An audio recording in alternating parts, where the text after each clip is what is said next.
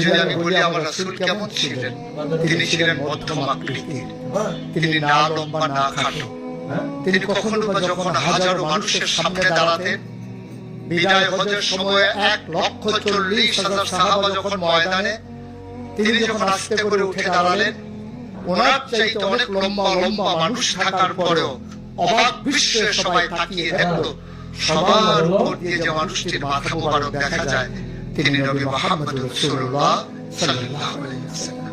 তিনি মধ্যম আকৃতির হওয়ার পর সবার উপরে তার শির, সবার উপরে তার মাথা। সবাই অবাক বিশ্বে তাকিয়ে দেখলেন তার চুলগুলো হালকা হালকা কোঁকড়ানো। তিনি কখনো বা যখন চুলের ভিতরে তৈল দিয়ে আঁচড়াতেন, অবাক বিশ্বে মানুষ তাকিয়ে দেখতেন, মনে হতো চুলের মাঝে যেন মৃদু মন্দ ঢেউ দেখা যায়। তার কপালটা ছিল চওড়া শুভ্র, তার চোখের ভ্রুগুলো ছিল ধনুকের মতো বাঁকা।